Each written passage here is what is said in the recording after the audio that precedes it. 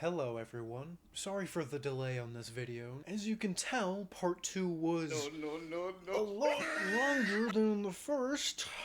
Longer than I expected. For those of you unaware, this is part 2 of 3 for my breakdown on why Ghost of Tsushima is a perfect game. So if you haven't seen part 1, I recommend checking that out first. After seeing what Ryuzo and the Khan had done up in Castle Shimura, we come back to Jin meditating after the battle. Before we get into the real meat of Act 2, I just want to gush over the level of customization you get in this game. The variety of different armors and colorations you can choose are spectacular. Each of the outfits you have carry different buffs and affinities to them that help with certain gameplay aspects like combat and exploration. Personally, I love the Traveler's gear and the Ghost armor, which we don't unlock until much later. But it isn't just your outfits. You can change the sheaths of your katana and your bows too. You find these katana skins by collecting them from pillars of honor throughout the land, or by buying them from vendors. Speaking of collecting though, there are a few other collectibles in the game. The Mongol artifacts, which expose you to some lore about the Mongolian Empire, and records of islanders sharing their experience over the invasion. Now, we can talk over the combat of the game. Early on you'll start unlocking different stances that are effective against different enemy types. Stone Stance is your basic starter stance that's useful against the common sword user.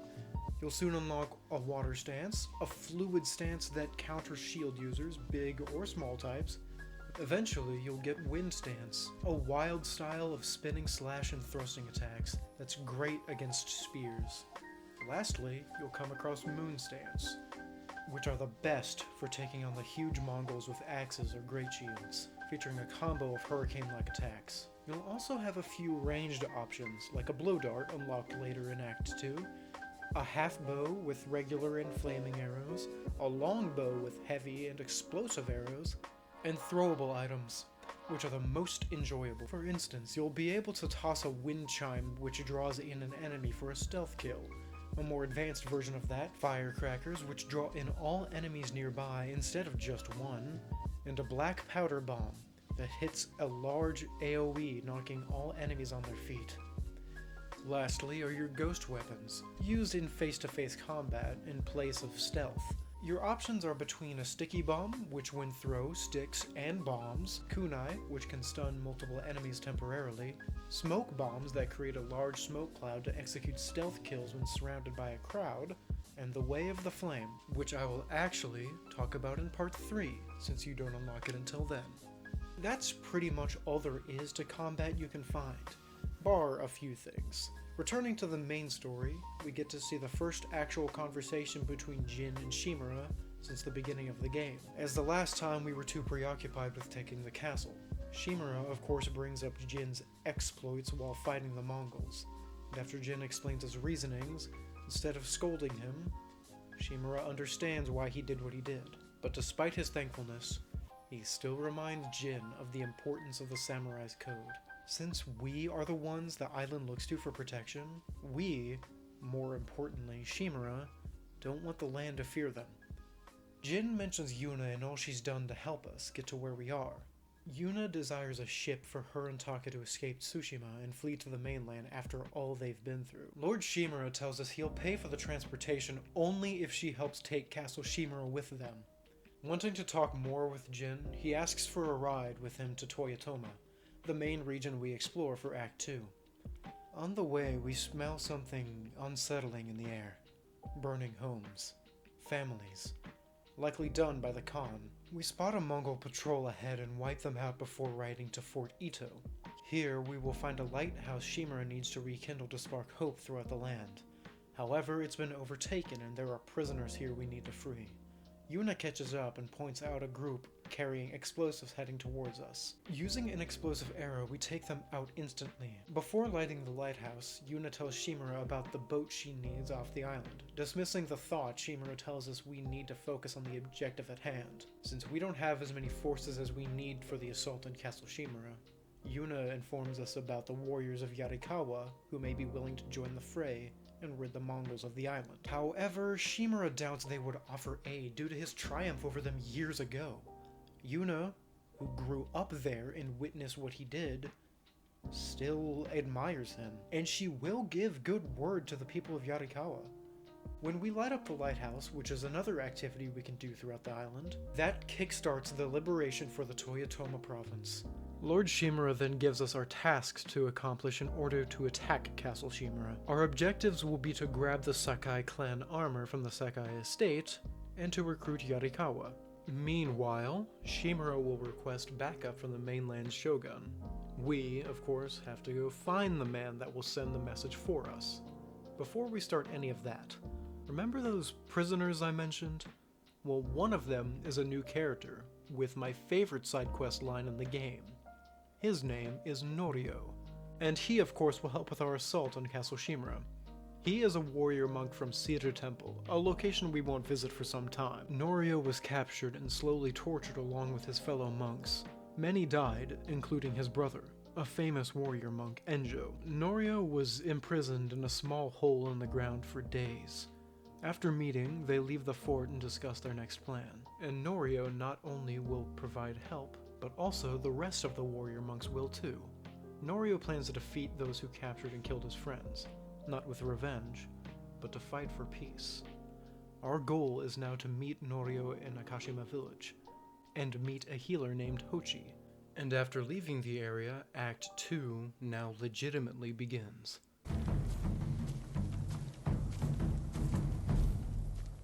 I'm gonna do things a little different from part 1 and do the side quest lines first before getting to the main story, mainly due to how much of the side quests take up. I will include timestamps in here if you want to skip ahead, but please reconsider. You'd be cool as hell if you watched it all. Since most of his quest line takes place in Act 2, we will start with Norio. In Akashima village, we find him troubled with the fact that the healers from Cedar Temple have been unfortunately kidnapped by a convoy of Mongols. Because Hochi surrendered peacefully, nobody else was harmed, and everything was left untouched. Norio thinks his surrender was pointless though, since he thinks they'll just come back for more anyway. So now, since Jin is here, their plan is to go out and find where Hochi was taken, wipe out the Mongols, and keep the town safe. All we know is that the Mongols rode out past the tea fields, so our idea is to pick up their trails there, follow them out to the swamp, and to take them out. Jin politely asks Norio to stay behind to keep every warrior monk left alive and unharmed. After we silently take out, then loudly take out, the Mongols, we ask the monks for Hochi's location. Apparently, he was separated from the rest of the monks. Trying to pinpoint the reason as to why he was moved away, Jin remembers his impressive healing skills, which may be what the Mongols needed. They need to track the exact location of Hochi, but for now we need to regroup back at Akashima village with the rest of the monks. Running back into Norio back in Akashima, we sit and talk with him about what happened to him to wind up captured. I'll use this moment to explain why I like Norio so much. As a warrior monk, his whole philosophy is to fight with peace, but he's been through so much pain, so much torture and loss that being someone who should fight with as much peace as he should makes it somewhat frustrating to concentrate. He still wants to focus on the objective at hand though, and we now move to where Norio thinks Hochi was taken. Heading out to the coast and locating Hochi all alone in a tent, aside from a few Mongols, Jin and Norio plan on how to go in and save him from the camp. Sneaking in, we make our attack on the camp while Norio makes a distraction. When they're all gone, Hochi screams out no. He exclaims the Mongols will be taking him to Cedar Temple as there are plenty of people there that need healing. Being jumped by a second wave of Mongols, we kill them and return to Hochi. He and Norio officially reunite, and Hochi shows his non-hostile colors. The troops he needs to heal at Cedar Temple are Mongols, the enemy. Hochi believes that no matter who the person is, healing is healing, and nobody should feel the pain of suffering. They, however, need to go back to Akashima village before reinforcements arrive and plan a defense against the Mongols before they kidnap more innocent people. Before we even have a full plan, apparently Mongols are already preparing an attack near the village. Hochi believes the best idea is to let them take what they want, as we wouldn't want to be the ones with blood on our hands. But Norio has his first moment of striking back in defense of people's safety. Hochi does mention Enjo in a somewhat negative fashion, and that causes Norio to snap further. They decide the best option is to hide everyone away and kill the Mongols away from the villagers. Hochi dislikes the idea of hiding, but agrees that the villagers can be put away. Deciding the temple is a good spot for the villagers, they prepare explosive traps to take out the Mongols. Norio wants to help take them out with us, but we emphasize the importance of protection for the villagers. If nobody shields them at the temple, their lives are at stake. We use flaming arrows and stealth attacks to eliminate the Mongols within the village. Thankfully, they're all placed conveniently next to the explosives. When we moved to the temple though, Mongols had already found them and Norio was fighting alone. During his attack, Hochi had thrown himself to protect Norio from dying. While the both of them had completely different ideals on how they faced their struggles, both were just as brave as each other. I'll do anything! I didn't know he was behind me until I heard him cry out. By the time I turned around, he was dead. It's not your fault. Norio? Every time they lifted the cover on the pit, the daylight would blind us. This time, one of them stank like sake. I felt their hands pull me up, but my brother threw himself at them. He was starving, wounded, but he fought them. He fought them so hard. Norio, you don't have to... Yes, I do.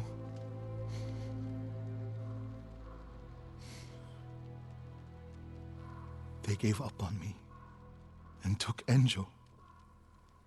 They took my brother.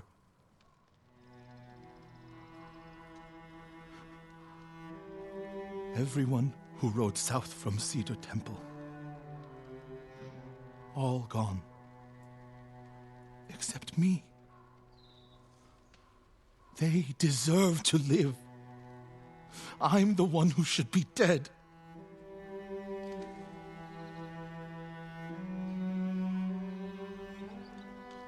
I thought the same thing after Komoda. Many times. I don't know why we survived, Norio. But we did. And these people are counting on us. We're all they have. The people of Akashima are alive because of you. Don't forget that.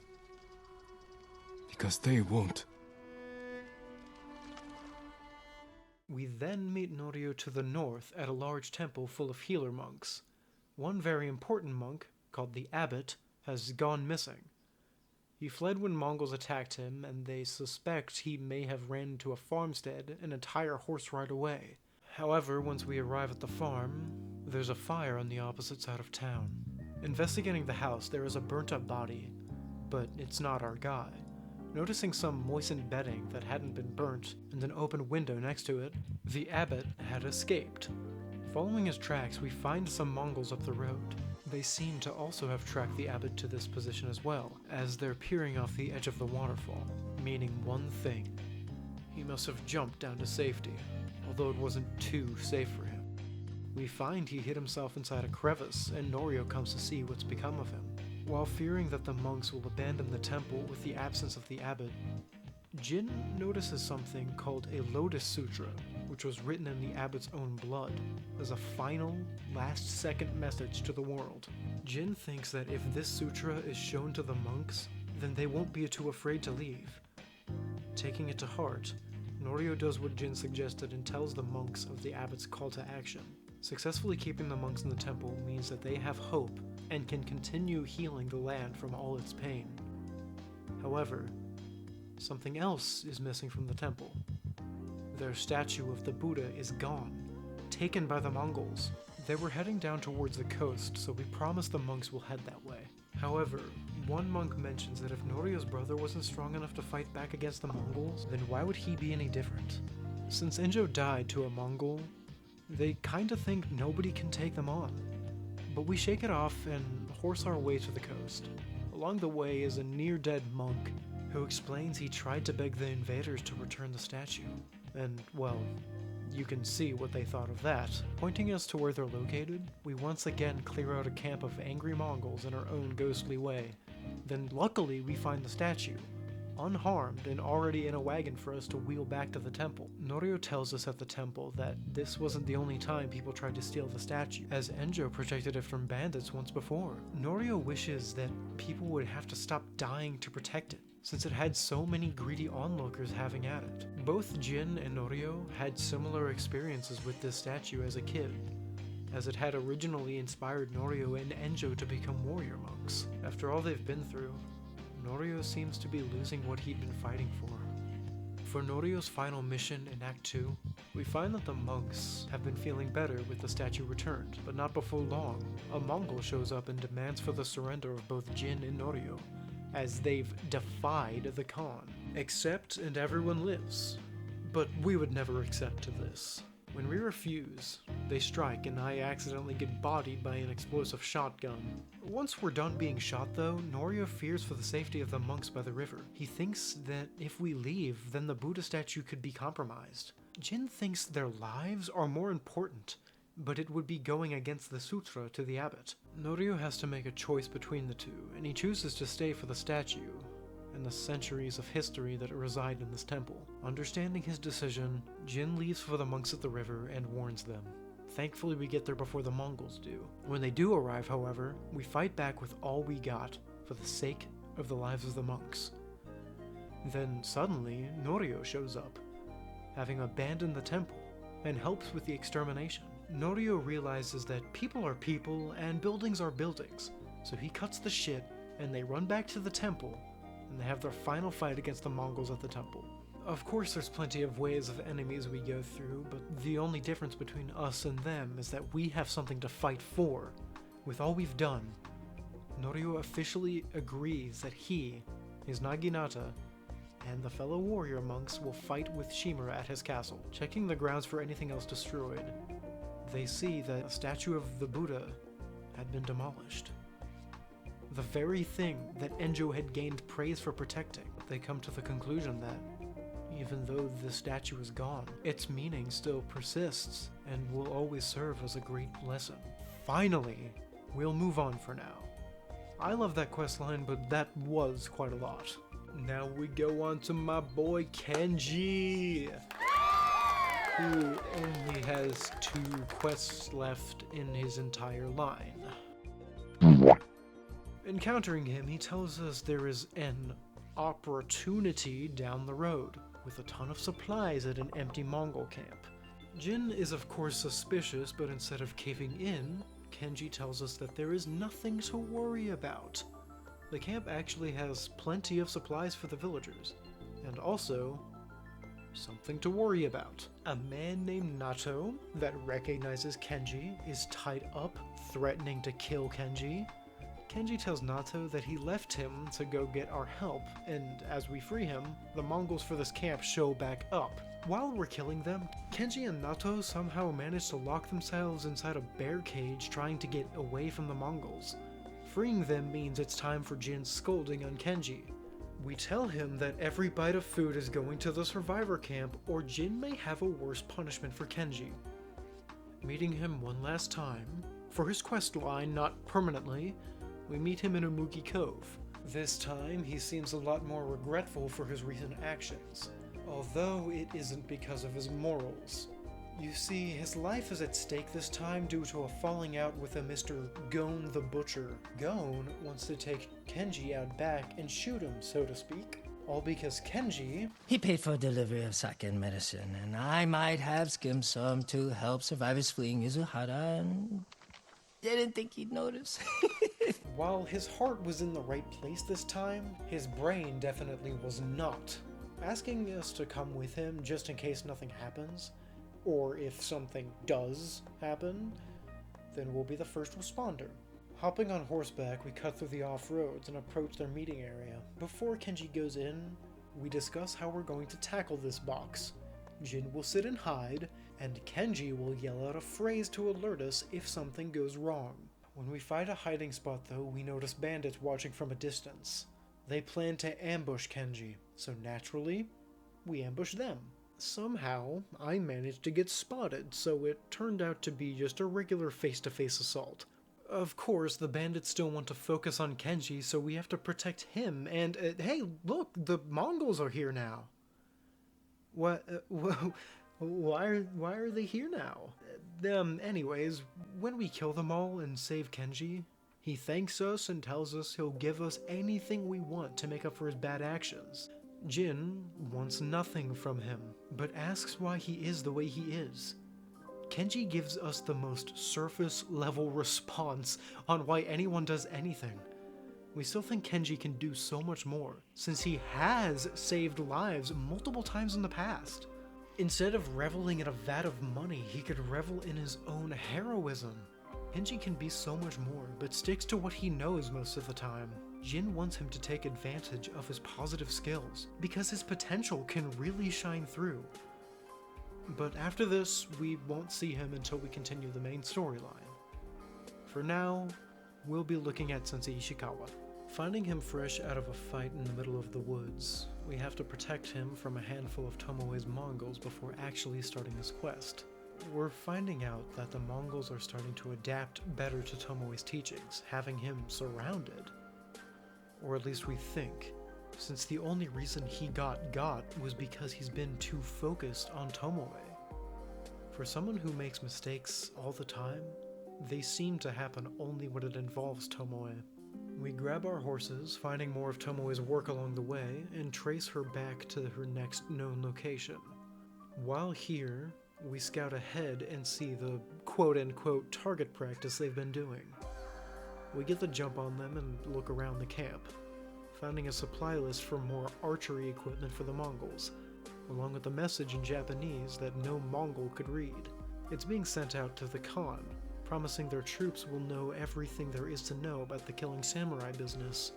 We find Ishikawa once again regretting his decision to take in Tomoe, and Jin notices that he is losing his path and can't think straight. This causes Ishikawa to lash out at Jin, since he thinks we were questioning his integrity. We meet him later being cornered by Mongols again, but this time there's some other dude here as well.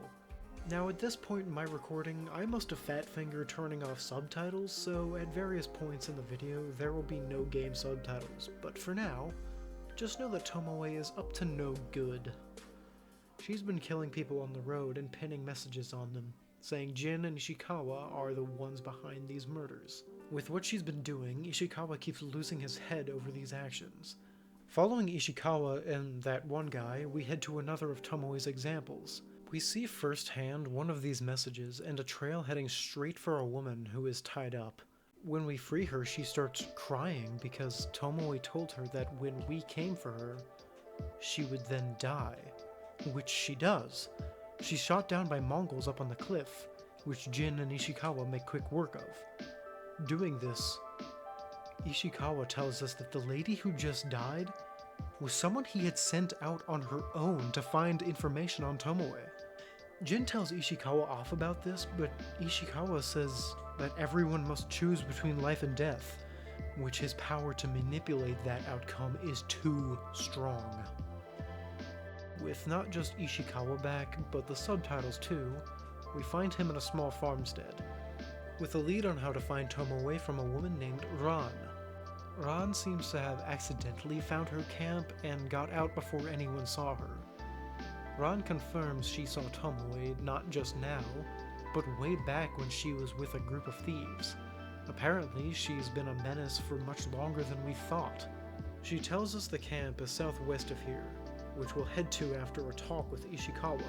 We find out that Ishikawa had offered Tomoe to adopt her as his daughter and completely improve her lifestyle, but that opportunity was taken from her due to her ways of combat, which may have caused her spiral.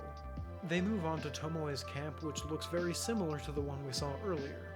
So we do the whole shebang and take out the Mongols, and when we regroup, Tomoe of all people shows up and taunts us from a distance. Then an ambush of more archers show up. Ishikawa stays behind and Jin goes on to trail her to a cliffside, cornering her. We shoot at her, but she kinda girl-boss deflects it away. She calls us Ishikawa's new pet and tries to warn us about Ishikawa and make us turn on him. Her defense was that he apparently tried to kill her in the past. Jin doesn't believe any word of this, and Tomoe tells us that she has nothing left to do and nowhere else to go. So instead of dropping her bow and surrendering, she jumps off the cliff into the water.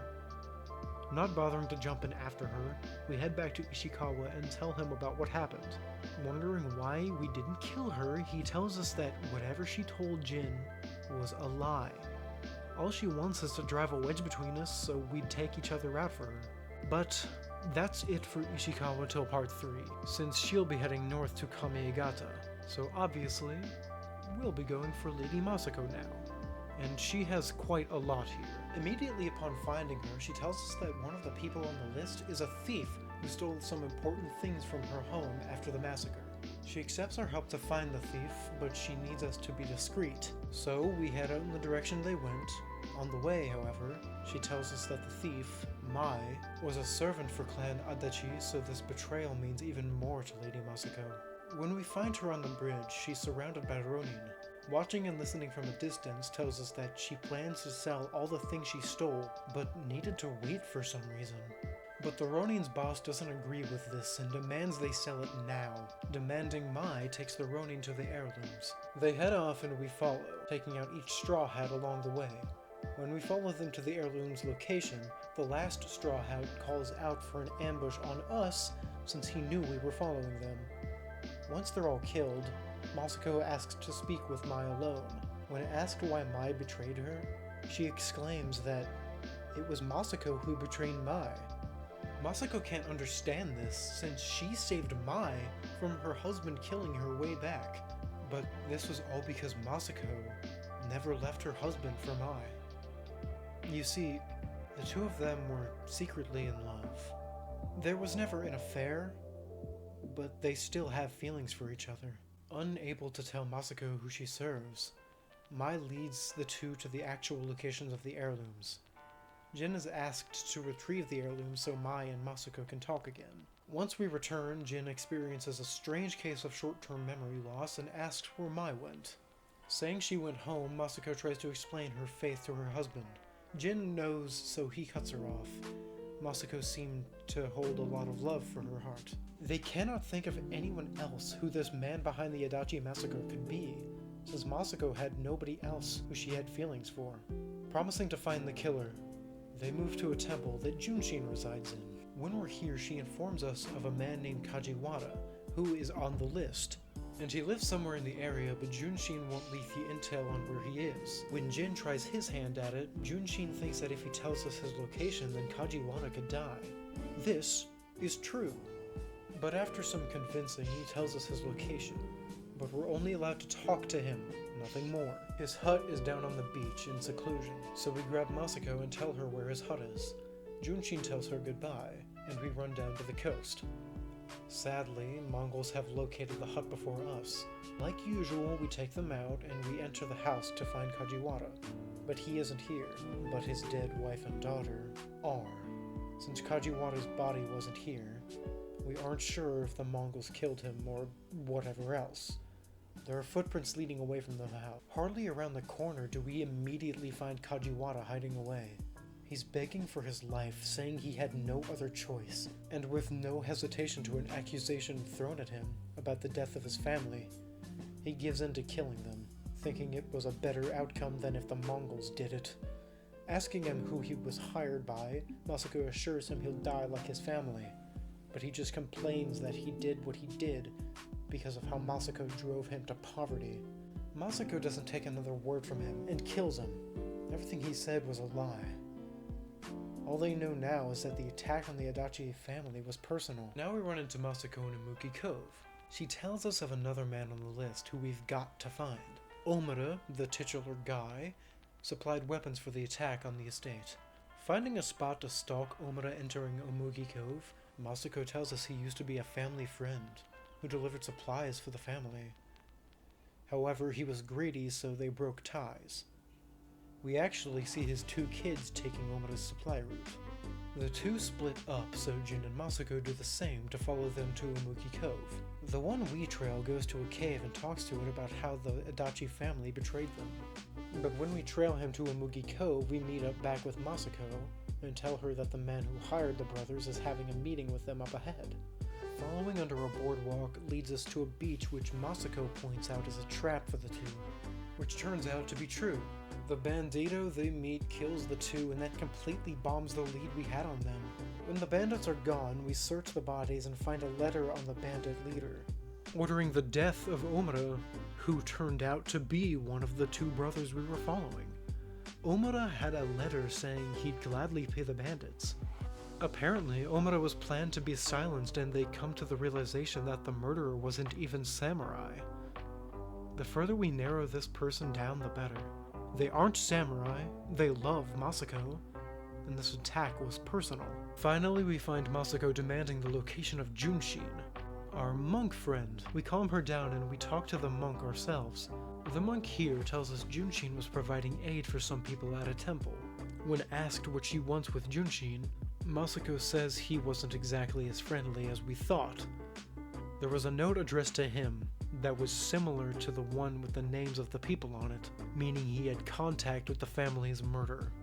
Jin still wants only to talk to Junshin, so off to the Red Leaf Temple we go. Right when we get there, peasants are running from a group of Mongols, which killed innocent people on temple ground. Continuing on to Junshin, we get to the temple and sneak up on the guards posted at the entrance.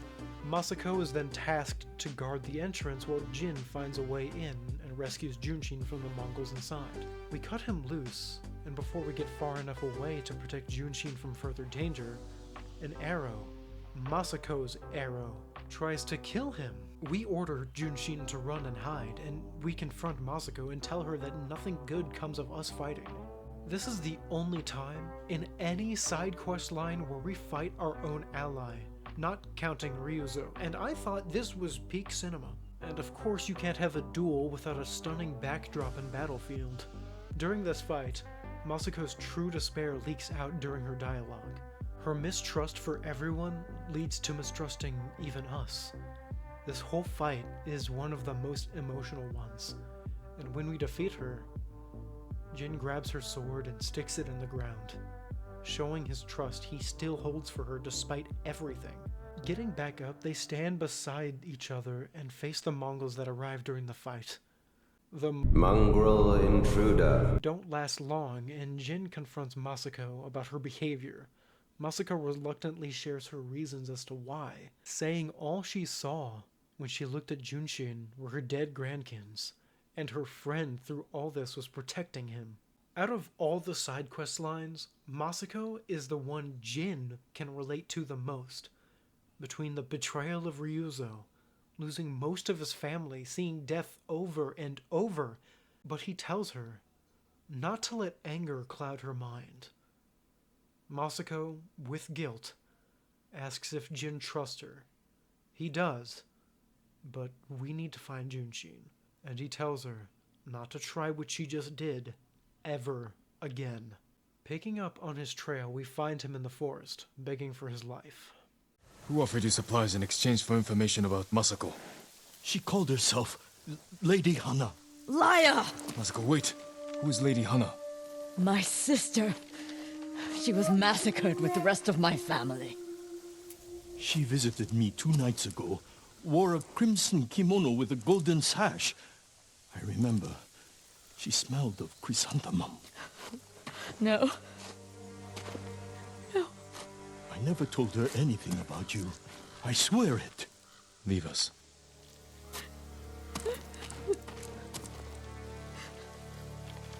My sister's alive. She murdered the children. Why would she want to destroy your clan? I don't know. But I am going to find her. You don't have to do it alone. Meet me in Kamiagata. Now there's one last quest line in Act 2. Yuna has her own fairly short line that we can play through. Expecting to meet her in Yarikawa, we're fairly surprised to spot her here. She says a Mongol warlord named Altan had killed the peasants we see here. This really helps put into perspective how destructive and ruthless the Mongol Empire was. Since the area is in danger, Yuna knows of a friend nearby that she wants to go save. Her friend, Ichi, runs an inn nearby which is already run by Mongols. Yet the peasants are still alive. The first one we talk to tells us to leave, then calls for help before we talk any further. Jin kills the traitor and the following Mongol guards before Ichi comes out of the inn. Thankfully unhurt, and seems more upset than thankful that we killed the Mongols. Not that she liked them, but she thinks she's in more danger now than ever, now that they're dead. Saying that when Altan finds out, we're in more danger than we should be. She shoos Yuna away, and Jin tries to defend Yuna's heartfelt action since Ichi doesn't trust Yuna. We promise to keep her safe if she tells us where Altan is, but she, nor anyone else, knows where he is. But we can draw him out by killing his allies. The allies we seek are slavers that Ichi says Yuna could tell us more about. Ichi is keen on not trusting Yuna, and thinks we should do the same. But after all we've been through, I don't think so. Talking to Yuna, she mentions the Mamushi brothers, the slavers we're after, who run a slave farm not too far away. Meeting her near the farm, we notice how well defended a simple farm is, but it's only because of how bad of things the Mamushi brothers do there. Yuna knows this place well. Her and Taka were slave children here. This place has affected and clouded her mind her whole life. Between Kichizo, Manzo, and Taizo's Mamushi's treatments, their actions stuck like glue. However, we have to kill them to send a message to Altan, and to rid the world of 3 terrible beasts. Yuna, though, can't bring herself to go in there due to her traumatic experience, so Jin offers to do it alone, so she doesn't need to be reminded of the same pain she felt all those years ago. Our goal is to kill those 3, and only those 3, along with taking their heads from their bodies. All this to draw the Captain Altan from hiding. Yuna will wait out here until we get back. In the meantime, we sneak in and around the Mongols until we get to the first brother, Manzo, tending to the slaves in the field. Catching him off guard, we take him out and cut his head off. Then we find Kichizo, take him out, then Taizo. When we're done, we return to Yuna. Now that she knows her captors are gone and dead, she regrets not taking action when she could have when she was younger. But Jin reassures her that it isn't too late to send a message, stacking them on a pike like a kebab. Then we hide and lure the remaining Mongols out of the camp to see what we did to the monsters. Now that they have a surefire way to draw Altan out, and now that the slaves in the farm are freed, they can rest a little easier. Only one other man from Yuna's past, the Black Wolf, had the slaves before the Mamushi brothers, so we'll be tracking him down next. I forgot to record the first half of the cutscene when we run into Yuna again, but she finds a child's doll on the ground, signifying the Black Wolf is not just a slaver, but a child slaver. We'll head to his camp and kill the Mongols, but Yuna needs to be the one who kills him. Jin plans to head in loud and aggressive to make the Black Wolf feel helpless, to suffer. Then, and only then, can we kill Altan. We sneak in and kill the lookout so he doesn't alert them of our approach. Then we take on the main force, but the Black Wolf is nowhere to be found, although there is a warship not far away, and a smaller boat next to us to row to the warship. When there, we kill each Mongol till he gets snuffed out, and once he does, we let Yuna handle it. Whatever you think I've done, Altan forced me. You enslaved children! No, You've done it for 20 years! You held me and Taka captive, sold us to the Mamushi slave farm. Taka. He was my favorite. But the way I remember it, you brought him to me. I didn't know. You know, he's yours.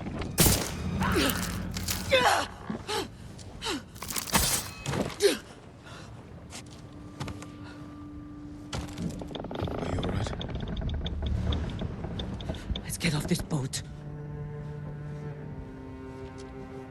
Burn it.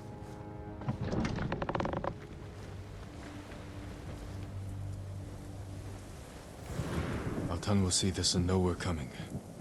He'll be forced to act. Jin. What the Black Wolf said was the truth. What do you mean? I met him when we came to Otsuna. He offered me food and a place to stay. I asked if I could bring my brother. He got us drunk. And then...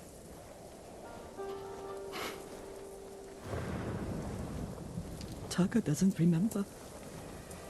But I do. I was frozen. I could have killed him. Saved Taka. But I was too scared. It's not your fault. Because of you, he'll never hurt another child. I need some time. I'm going back to the inn. I'll see you there. Though short, I thoroughly enjoy this quest line, as it gives us a much deeper look into Yuna's past. Running into Ichi, we keep our promise that we'll hunt down Altan and kill him or die trying. Yuna may not be samurai, but she's a real close second. So, we're grabbing the horses and heading off to Altan's camp. Jin knows we're just going into a trap, but that doesn't stop our need to do what we have to. At the camp, we make our move and cut down the Mongols where they stand. Finally, we meet Altan, another Mongol general capable of speaking Japanese, or English depending on which language you chose. We confront him and tell him to face judgment, but he tries to say murdering the Mamushi brothers was also a horrible crime, being Japanese as well. He then tries to taunt us by bringing up why Ryuzo betrayed us. Jin dismisses this and they duel, finally being able to take down such an evil captain in an already evil empire. Once his life has been taken, his dogs try their hand but are no match for Jin and Yuna. Ichi then appears and we speak to her now that Altan has been killed. Even with his death, she still finds a way to be negative and make us seem the antagonist of this endeavor, saying that the ghost is a warrior of fear and will go for the innocent next. Jin denies this as only bad people should be afraid. Ichi leaves with somewhat a positive note, saying we did what we had to, saying goodbye to Yuna. Jin is still a little shaken by the notion that the ghost could really have a negative impact on the island and the islanders' view of him. He thinks they may have crossed a line, but Yuna thinks, even if we did cross a line, that we're still on the right side of it. Okay, I know that was a whole lot of side quests, but they were each very important and impactful. The third part of this series will also start with the side quests, but there will be much less of them, so it won't be too big of a chunk. Now we will move on to the main story and head to Umugi Cove. As we arrive at the largest building in Umugi, we are immediately escorted to the town's leader, Lady Sanjo. However, she isn't the person we're here for. We're here for Goro, Lord Shimura's friend. She tells us Goro is actually just downstairs, drinking his day away. Meeting him downstairs, we bring up his debt he still needs to pay back Lord Shimura. The reason Goro has been drinking so much lately is because he thought Shimura died at Komoda, thinking his debt wouldn't need to be paid anymore. But since that isn't the case, he fulfills his duty and escorts us to his home. His idea is to use one of his boats near Fort Mitodake to sail to the mainland. Handing us a map, we have a plan where to meet him. Just then, a pair of Ronin come looking for Goro. We quickly take action to intimidate the Ronin away. We wrap this mission up by returning to Lady Sanjo and hand her the map we got from Goro. This will promise her people food to continue surviving. We now come back to Lord Shimura and tell him the good Goro news. Even though Goro is a drunk and in Shimura's way, unsavory fellow, he's our most reliable way of providing backup. Thankfully, he knows his way around the sea. Preparing for battle, we wait until night. Once ready, we ride off on horseback. Arriving, Shimura tells us that his father had actually taken it from the people of Yarikawa. which shows the war on Yarikawa wasn't solely on Shimura's hands. Thankfully, Goro kept his word and is ready to set sail after we draw the Mongols' attention. Jin, Shimura, and a few soldiers find an ambush spot to take out the patrol. Killing what's left of them, we head to the front gates and begin the storm. Immediately upon entering the walls, we're shot at by a barrage of fire arrows, but we push through and we don't hold back during the assault. Once we get far enough in, a pair of Mongols fire Hwacha down at us. We dodge through the arrows and the rest of the fort to take out the ones who mounted the Hwacha. Jin and Shimura meet each other atop this tower and spot Goro's boat. Unfortunately, the Mongols' boats have spotted them and Goro might not make it out alive.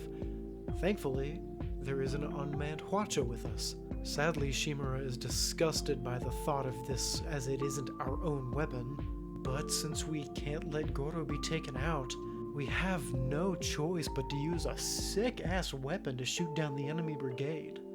This part's pretty simple. Just aim and shoot. Even though it's mind-numbingly simple, watching all the arrows fly out satisfies a certain brain itch I just can't explain. So we rain hell down upon the smaller and larger convoys of ships, as well as the smaller camp on the coast, leading to a successful escape to the mainland. We did it. I knew we would. You continue to prove the Mongols are not unstoppable. You taught me to fight. I couldn't disappoint you. And you never have. I am proud of the warrior, the man you have become. Jin, my message to the Shogun included an announcement. I wish to formally adopt you as my son. Uncle. In my heart, you have always been the heir to my legacy. When this war ends, we will make it official. One day, our people will look to you as their leader. You will become their honorable Jito, backed by all the power of the Shogun. I hope I can serve them as well as you have. I know you will. I'm going to use this opportunity to gush about the performances of the game. I already talked about the cons actor a while ago, but everyone is amazing here, and I'm so happy that nobody phoned it in. Shimura's actor, Eric Steinberg, who apparently played a guy named Rodicius in Lab Rats alongside Naruto, was by far my favorite performance in the game. Daisuke Tsuji and Sumali Montano, Jin and Yuna respectively, were also favorites of mine. I'm also finding out, as of writing this, that Masako's actress, Lauren Tom, is number 3 from Codename Kids Next Door. Like, every variation of her. I know, it's insane to think about. Anyways, back to not having in-game subtitles. We find Yuna and Taka at a camp not too far away from Yarikawa. Here we find out that Yarikawa has somehow been surrounded by Mongols, meaning entry is near impossible for us. However, thankfully, there's a passageway Yuna and Taka would take as children for fun we might be able to go through. Although it's not a certainty, we ride for the town and see for ourselves just how plentiful the Mongols are outside the walls. Yuna thankfully remembers the exact spot of the pathway and points it out, but Taka is too afraid to proceed because of the overwhelming force of the enemy. Reassuring him, we find our way through the camp and manage to get by undetected. Going to the river, we go against the flow towards the waterfall and fit through the very same passage we talked about before, emerging into a group of startled citizens. With Yuna explaining to the guards that they were born here, and seeing a samurai in front of them, they escort us to the front gates, through a very touchy and rough town of people. At the gates is another Mongol general capable of speaking our language. He basically threatens us to surrender or else we'll pay for insubordination. The guards then escort us to the head of Clan Yarikawa, and he is not very happy to see a relative of the clan who put his people to shame. Surprised, however, that Jin of all people is the ghost, he stands firm in that he thinks his people are safe from harm, saying that the Mongols will soon lose interest in a small town. Returning to Taka, we find out that his childhood friend from years ago sadly passed away, and he's taken aback by this. The archers of the town have been missing for a few days, out on a hunt, but gone longer than they should be. So we go out, find them with not much trouble, and notice that they've been gone so long because Mongols captured some of their fighters and have been struggling to get them back. We plan out an ambush strategy to rescue the captives and talk with Taka about what it means to be afraid. That everyone is afraid of something.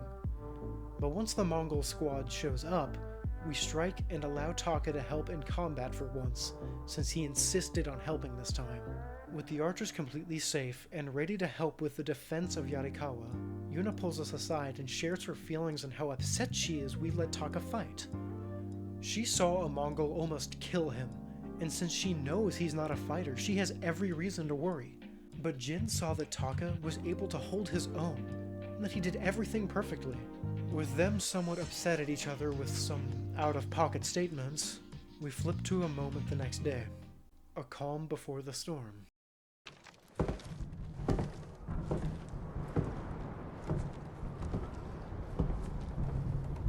You're awake too.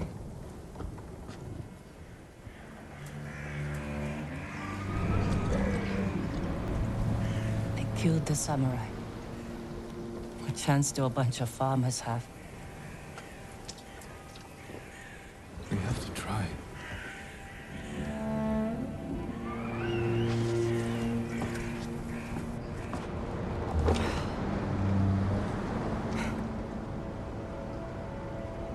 I think you need this more than me.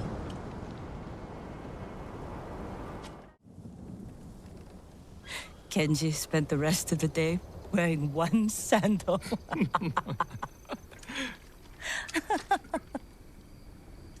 This is terrible. My mother loved it. Used to drink it like water. She gets so mad when she ran out. Yelled at us.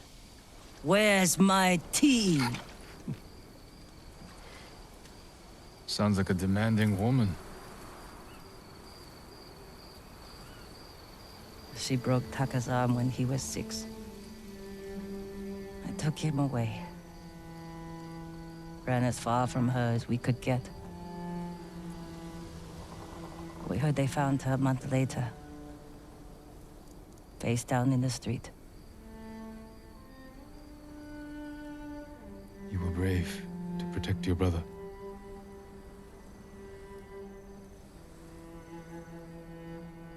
Sometimes our only choice is to walk away from everything we know.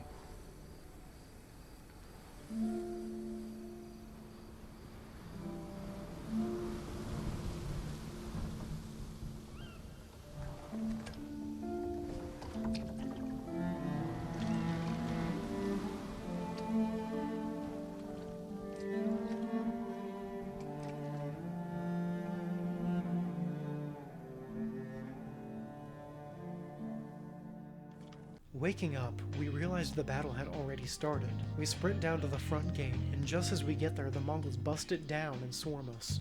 Forced to fight with a large number of inexperienced farmers, we cleave through as many as we can before the other gate is broken through. We get over there as soon as possible and try to save all the lives we can.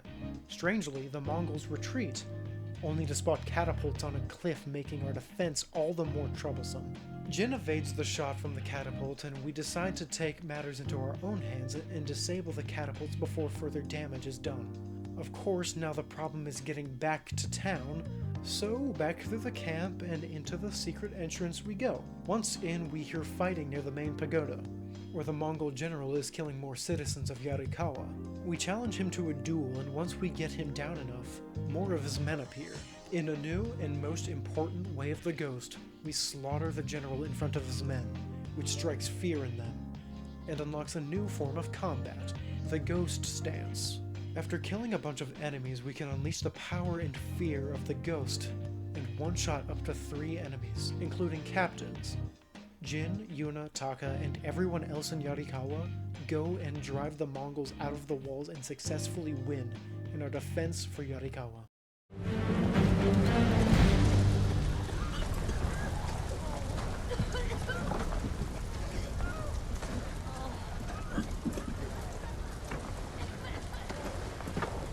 Yuna!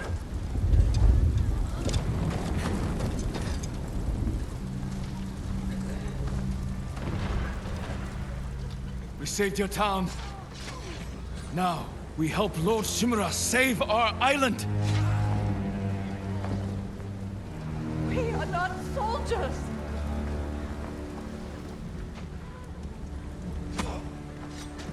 Who killed these Mongols?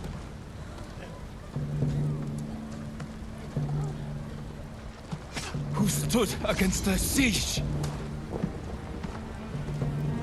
Who saved Yarikawa? We did!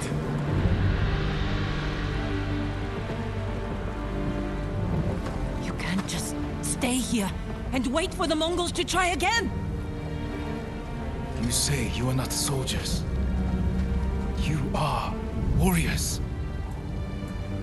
We can defeat the invaders and save our home, but only if we stand together.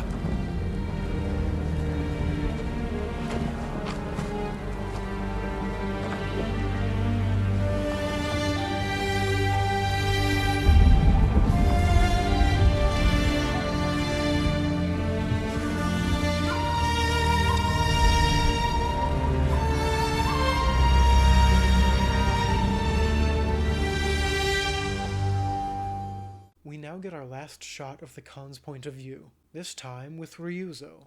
Since his best general was taken out, he orders Ryuzo to take action. Since none of his men are strong enough to kill Jin, they'll have to find another way to take us out. While technically I said no more side quests, I wouldn't count what we're about to do as a side quest, as it's very closely related to the main story. We find ourselves at Jin's old home in search of his clan armor, only it isn't there. Just then, Yuriko, our servant from way back in the beginning, jumps out thinking we're a thief before realizing we're her favorite young master from years ago. Thankfully, the estate has been untouched by Mongols, but there has been the occasional bandit. Jin asks Yuriko where his father's, or rather his, armor has gone, and Yuriko wisely hid it away in case someone came to steal it. Leading us away from the estate, she tells us about how it's been having some pest control that was solved with some poison that she crafted, a mystery mouse Cthulhu we'll get to in a bit later. We meet another servant that Yuriko needs help with to retrieve the armor, which gives Jin the chance to pay his respects to his father. Here we have one of the few times where we have a mandatory haiku we need to write, but unlike the philosophical ones we had before, this one is a bit more simple and straightforward, yet still definable enough to mean something.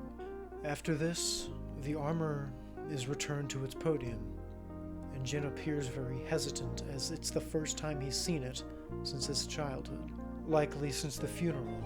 He accidentally drops the mask, and once he picks it up, he is once again bombarded with the vision of the day his father died. He's haunted by this because of the fact that he thinks he could have prevented this. But he finally comes to terms with his duty and he places the mask on his face, once again gaining massive aura points. Approaching Yuriko, she is shocked as she thinks she is seeing her old master, Lord Sakai, after years of his passing. Just then, Straw Hat Ronin appear asking for Jin, but they were no match. After watching this, Yuriko is shocked, thinking the ones we killed were from Yarikawa before realizing they were allies to the Mongols. She then asks us to walk with her to a tree by the lake, where we used to spar with our uncle. On the way, Jin asks about her poison she used for the pests, and if they can be used on people, too. Yuriko doesn't think anybody should go out like that though, and changes the subject as we arrive. When we sit, she tells us how poison is wrong, but Jin needs everything we have to fight the Mongols, since they won't stop at anything either. Since the poison needs to be injected, he suggests a blowgun for proper use. Since she sees the current threat we're up against, Yuriko agrees to tell us what the ingredients are as long as we stay the same person. Yuriko, while not related by blood, does act as a grandmother to Jin. First we need something to make a blowgun, our last range-style weapon we unlock. The materials to make it are across the lake, but apparently there were sites of suspicious activity over there. After taking out the suspicious activity, we grasp the weeds and return to Yuriko, who is weeping for Jin. However, when we interrupt her, she says how she was once again thinking about our father. Jin, as hard-headed as he can be, focuses on the poison and requests we make the blowgun and find the ingredients. After a lovely ride, we arrive at the poison purple plant location and pick them for Yoriko. Handing them to her, she gives us step-by-step on how to prepare them for combat. Once prepared, we're actually able to test these out immediately, since a group of Straw Hats tracked us here.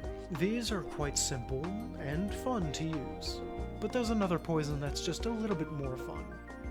We reassure Yoriko that the Ronin are gone. She of course still thinks we're a young child who thinks we need to be taken care of. But with her old body, it's about time Jin takes care of her. Yoriko, though, is convinced she's fine and needs no help. Now, the side quest really starts here, where we can unlock a new poison that can manipulate the minds of enemies. But Yoriko can't recall what the ingredients are. All she can recall is that they're flowers, and that they were planted at the family cemetery. Jin remembers those as spider lilies, often in Japanese symbolism as the flower of death. She then leads us to a cemetery, but for some reason she took us to the wrong one. They are actually located at a separate branch of the family cemetery. On the way to that one, she requests we stop to meditate at the lakeside. She remembers this lake as a very important place in her life, where she would spend a lot of time with Jin's mother. When meditation time is over, we ride for the correct cemetery. Mongols have desecrated it, and Yoriko can't bear to get the flowers herself because of it. Now that we have it all, Yoriko will make it. After we ride with her to the Shimura cemetery, because she wants more time with us. On the way, we see a Ronin camp, where we can test out our new hallucination darts. Now, the poison darts are fun, but these are really fun. All you do is shoot and watch as the enemies fight each other. With Yoriko scared that the Shimura cemetery is in ruin too, we head there and see that the war has left it untouched. Once here, we put together another haiku. This time about how the strongest walls can be destroyed by war, and that everyone dies in the end. Jin recommends we move back over to Omi village, to the estate, but Yoriko refuses. She sits here and tells us that Kazumasa, Jin's father, thought Shimura cared too much for this castle, since Kazumasa thought of power as something bigger, more important than that of a building. We see that Yoriko actually equates power to water, something so strong and so powerful. It shapes the world around us, carves rock, and bends the ground. She, of course, still wants to go to one more spot before going back to Omi village, but when we talk to her, she starts coughing really bad. Realizing her health issue, Jin insists on her traveling to a doctor, but she refuses to go unless we go with her to her last spot. Claiming it's close by, she promises we'll worry about her health after we go there. Mistaking us for our younger selves again, we walk with her to a hot spring, wanting to see its beauty. Jin asks for the significance of this spot, and Yoriko thinks we're burdening us because of it. Then, she mistakes us for Kazumasa again, speaking about his concern for Lady Sakai in a much younger Jin.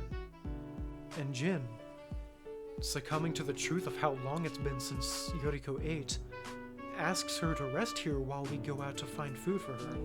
But as soon as we get back, she's gone, missing. We follow her trail far off into the woods, thankfully unharmed, but supposedly claiming she got lost trying to follow her mother, who is long since dead. Yoriko still wants to stay out, but this time to make an offering to her mother's grave. And Jin, coming to terms with all of this, accepts. They travel together to a cliff, overlooking miles of the island, spotting many landmarks from just here. Yoriko, speaking to Jin, to Kazumasa, reminisces of the night Jin got lost in a forest and nearly died from sickness. This was after Kazumasa lost the love of his life, and his mentality had already been in shambles. Yoriko stayed with Jin, like glue after then, spending every day near each other, grandmother and grandson.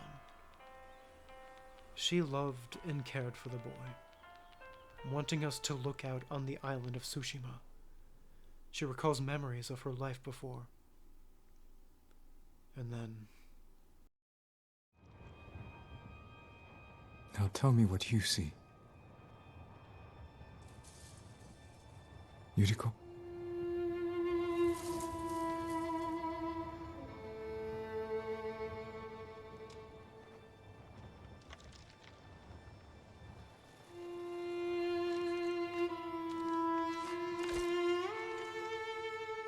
Rest, Yuriko. The strength we need is all around us. The mighty fall at last, to be no more than dust before the wind.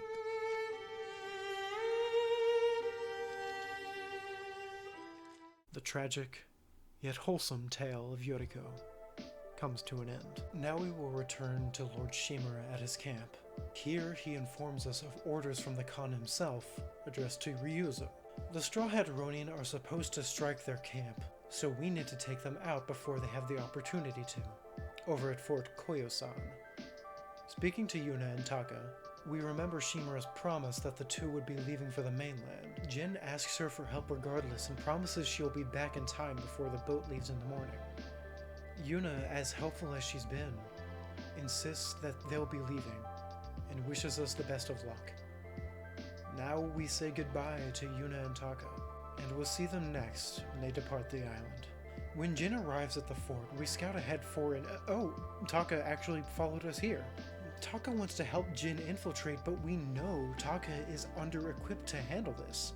Standing with the ghost, he offers to make a distraction to lure the Mongols and Ronin out of the camp. With a plan in mind, Taka rides down and insults the enemy, then rides away back to Shimura's camp. Alone, Jin sneaks in and finds Ryuzo within the walls, demanding to fight. Ryuzo mentions that the Khan would like to have a word with us, but since Jin refuses the idea, another Straw Hat knocks us out. When we awaken, Taka is here too, tied up, saying he came back to try and help us, but when we try to break out of the bindings...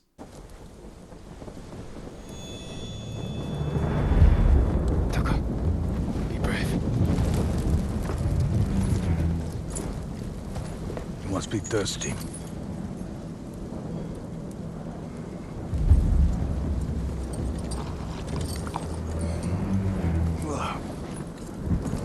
Areg. Milk from my favorite horse. The final gift to me. She broke her egg yesterday, so I fed her to my men. We do what we must, Lord Sakai. That is why you and I are both survivors. I am samurai. No, you are more than that. You are the ghost. Convince your people to join me, and I will give them peace. We will never serve you.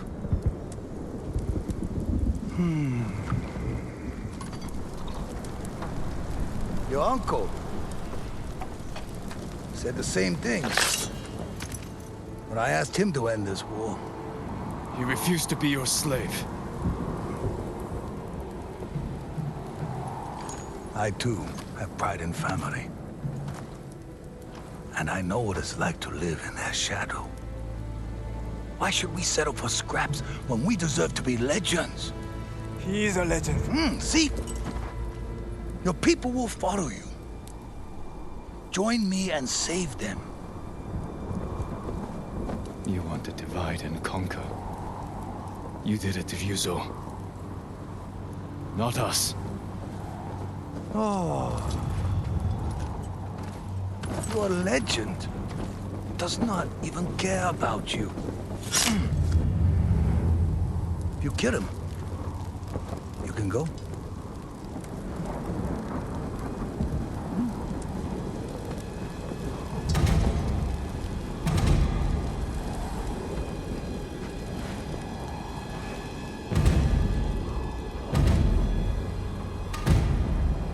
Run.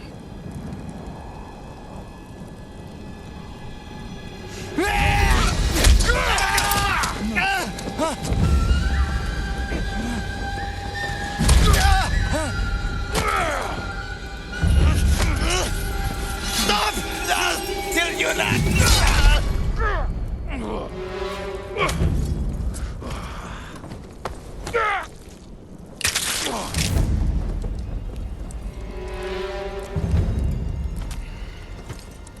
Your friend died for you.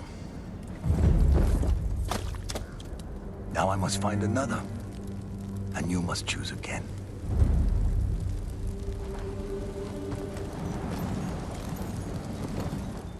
Jin, blinded by his emotions, breaks free from the post. Going to grab his gear, he swears to kill them all. He swears revenge for Taka on all the Ronin here. With the nearby Ronin dead, Jin tries to leave the inner walls of the fort.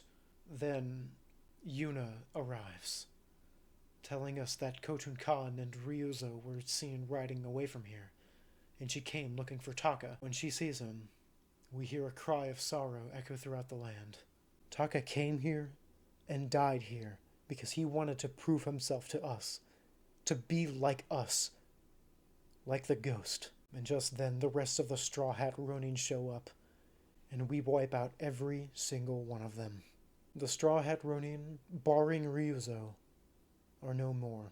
Before we escape the premises, Yuna demands Taka has a burial. Offering help, we take his body to a fitting, beautiful spot. Apologizing, Jin asks Yuna once more to help him kill the last of the Mongols.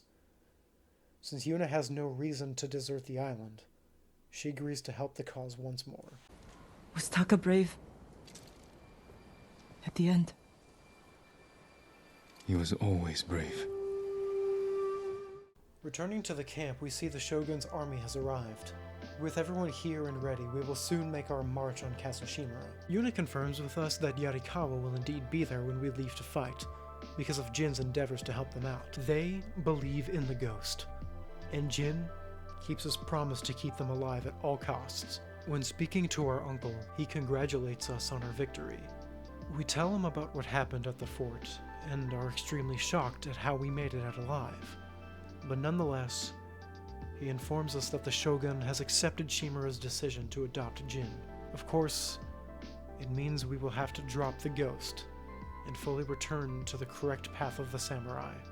As a proper family, we ready ourselves for the assault. Once morning hits, the overwhelming force of the samurai ride into the front lines and drive the Mongols from Toyotoma. Taking the pawns in front is nothing too hard, but now we have to break the first doors down with a battering ram. Ready for this, we're shot at with flaming artillery, but are still no match for Jin and Shimura. With the second gate in the way, we break it down and rush them. Out of reach are a few more archers above ground, but when I went up to deal with them, somebody had already shot them down. Oh well. Up here, we're able to see what lies beyond the gate. A massive amount of Mongols, too extreme for our force to get through unscathed. Jin decides to take them out with poison and make our lives a little easier, then jumps down to slaughter the general and scare off the rest in front of us. Shimura witnesses this act of terror and is appalled. Distraught with our brutal ways of combat, he scolds our actions and tells us samurai never fight with terror. The conversation doesn't last long since a Hwacha bombards us.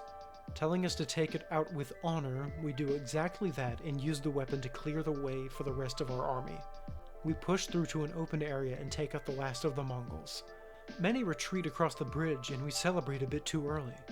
We see the Mongols set explosive to a group of horses that burst through the gate, taking out many of our forces on the way, then proceeding to blow up the bridge, making further advancements impossible. Not giving up, Shimura demands we rebuild the bridge and strike when dawn hits. Jin knows this will be a bad idea and strongly suggests we go in another way. Shimura, already on his last nerve, pulls us aside to discuss it. He thinks the Mongols will do nothing and wait for an attack when we make our move. Seeing that Shimura doesn't care about the lives we lost, Jin suggests again he takes his way and goes in safe and quietly. Shimura taught us to fight with honor, not terror. Jin doesn't feel the same way about honor since Komoda Beach. He lets his emotions fight with him, and sees this as a weakness in Shimura that he doesn't. But Shimura lashes out and hits us, proving Jin's point exactly. We leave Shimura behind and do the plan ourselves. Talking to Yuna near a hole in the wall, we ask her about how much Wolfsbane, our poison, she can find so we can make the Mongols suffer. We're doing this knowing Shimura will have a few words to say about this, but we have no choice. Before we split, we got one last gift from Taka before he died. When we leave, Yuna gives us all the poison she was able to find, and we don the ghost armor from Taka. We find a pathway under the bridge and climb up to a smaller pagoda. At the top, we can scout ahead for a plan.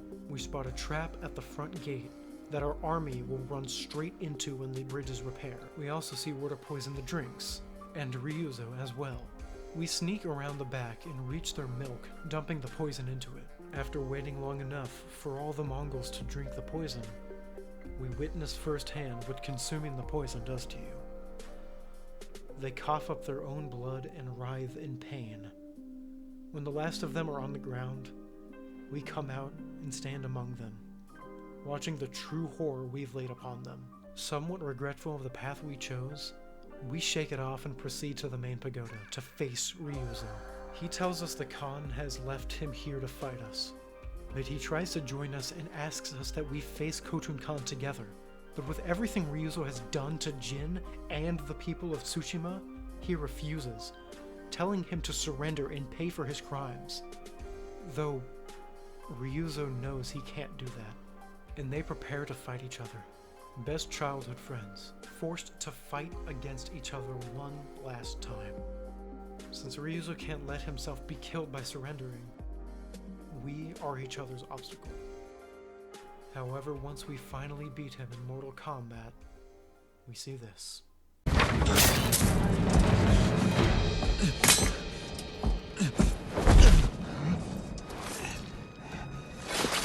Jin, please.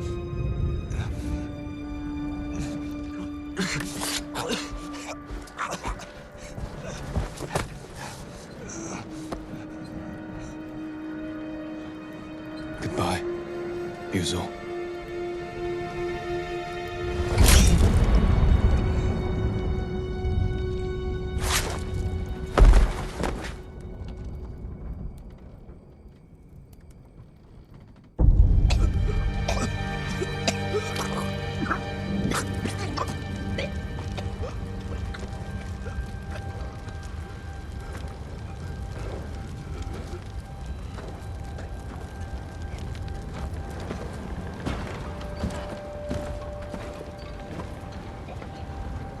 Ryuzo.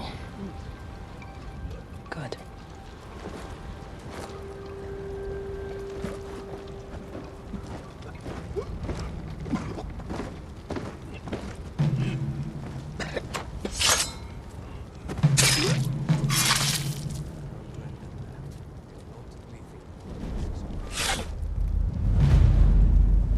The castle is yours.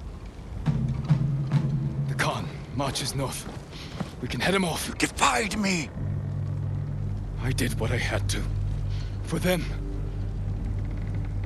Is this how you want to be remembered? He defended us. By spreading fear and chaos! We are at war. And you are acting like the enemy. This is not our way. Your way can't save our people.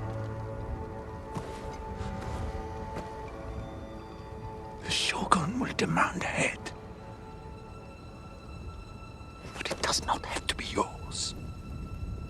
I know she drove you to this. Uncle. Renounce the ghost. You must blame her for this outrage. Tell them. You are Jin Shimura. Loyal servant to the Shogun. My heir. My son.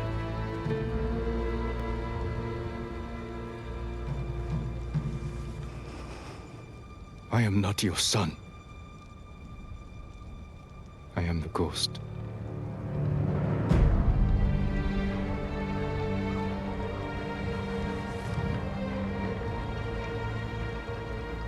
And you will be judged for it.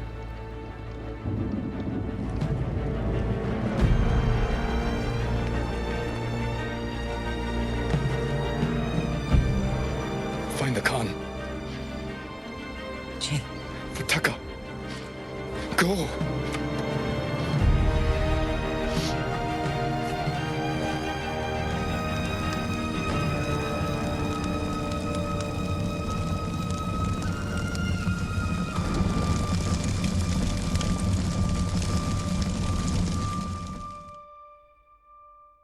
After being imprisoned, a few days later, Kenji of all people shows up and tempts the guard on standby with sake, leading him out of the building. Turns out, this is a jailbreak, because he says if we stay here, we're supposed to be taken to the Shogun to be judged for our insubordination as a samurai, telling us that we need to see Yuna, who has her sword up in the final region, Kamiyagata. We plan to find a way to move our friends into the region. Our destination is the village Kin, where we'll meet Yuna. We sneak out and go past all the samurai to find our trusty horse Nobu and flee the castle with him. There he is! On the horse! Stop him!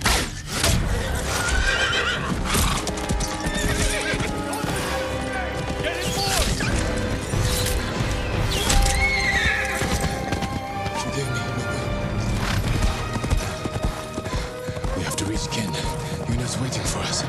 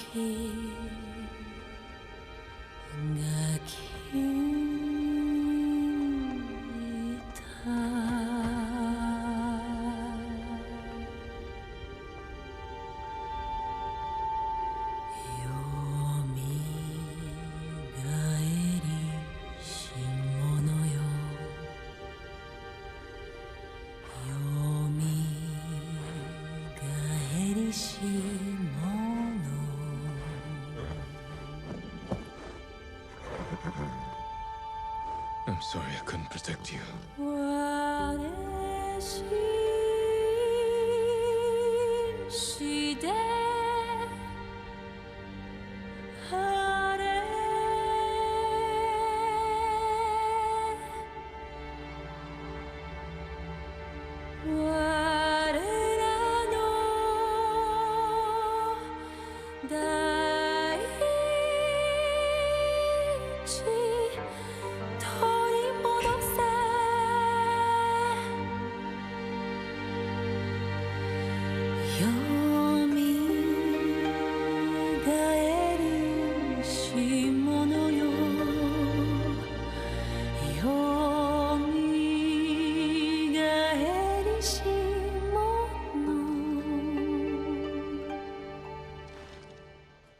Act 2 is, and always will be, my favorite act in the game. So much is at stake here, and we lose so much, setting up the final act flawlessly. But with that, this video is over, and I will work on Act 3 as soon as I can. Thank you all so much for watching, and if you enjoyed, do the whole YouTube song and dance, and I will see you all next time.